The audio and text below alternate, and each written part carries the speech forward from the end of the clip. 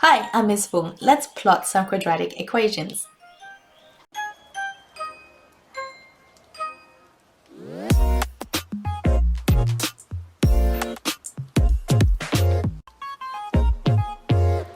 This example was introduced in the last video. If you don't remember, click on the eye and I'll take you there.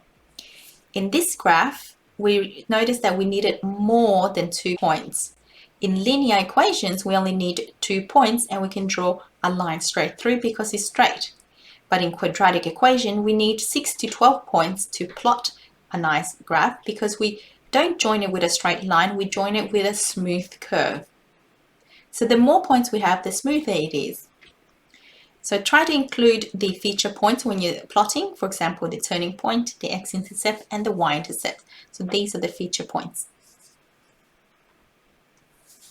Example 1. So let's plot this. So here we have an equation, and we want to plot it between -4 and 3. This is what it means to plot it between those values. So we draw a table between -4 and 3. So we're following our instructions. And then we fill in the y values by substituting the x value into the equation.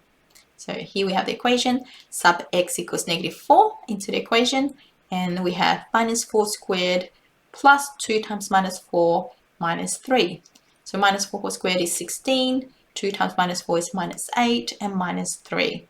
16 minus 11 is 5. So y is 5 for the first coordinate. And let's do the second one. So sub x equals -3 into the equation. You can use a calculator if you want to, and you'll get 0. Then you would do the same for the rest of them. So you would sub 2 in, and you would get -3 because -2 squared is 4, plus 2 times -2 is -4 is 0, minus 3 is -3. Let's try to do the next one in our heads. So -1 squared is 1. So remember 1. 2 times -1 is -2. So 1 minus 2 is -1. Minus 3 is -4. Then 0 is easy. 0, 0, minus 3. So that's -3. Then that one there, 1. Again, 1 plus 2 times 1 is 2. 3 minus 3 is 0. Then 2. So 2 squared is 4. Plus 2 times 2 is 4 again, 8. Minus 3 is 5. And then the 3. You can put this in the calculator and work it out if you want to, but you can do it in your head too. Good practice. So now we write down the coordinates. So that's -4, 5, and -3, 0, etc., etc.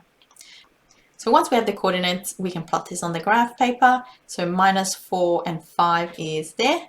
Then -3 is 0, and etc., etc. Let's plot all the points in.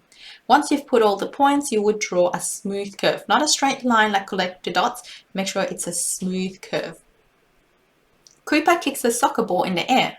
The path of the ball can be traced by the equation h equals minus 0.75x squared plus 3x, where h is the height of the ball in meters above the ground and x is the horizontal distance in meters. Plot the graph between 0 and 4 and use it to find the maximum height. So it wants us to plot between 0 and 4. So let's draw a table between 0 and 4. Now we substitute x values into this equation and find out what they are. So for 0, that's easy. Y would equal to be just 0. And for 1, we would sub in 1 into that equation. We would get minus 0.71 times 1 plus 3 would give us 2.25. Remember, you can always use a calculator for these. And then 2, so sub in 2, and we get 3. Okay, and then x equals 3, sub that in again, it's the same equation, and we would get 2.25. And without even substituting, I can guess what the next value is. Look over here, because it's a parabola, you can see that it's gone from 0 up a little bit, up, and then it went down again. So I'm guessing it's going to be 0 again. So let's try that. Sub x equals 4 to double check. And we can see that when we plug that into the calculator, we get y equals 0. So now let's write down the coordinates and plot the coordinates. So here we have a graph. So we have 0, 0, then 1 and 2.25, and then 2 and 3, and then the next point, and the last point. And we join it with a smooth curve. And because this is a soccer ball and y is the height, do we have negative height? No. So we have to get rid of the negative values. So get rid of this side and that side of the graph. So we just have this arch lookalike thing. So now, have we answered the question?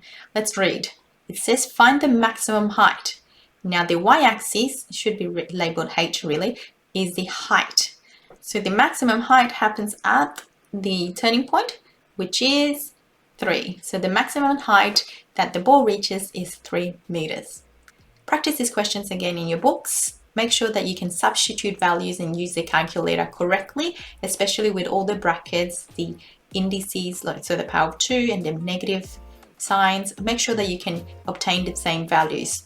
Thanks for watching, and I'll see you next time. Bye!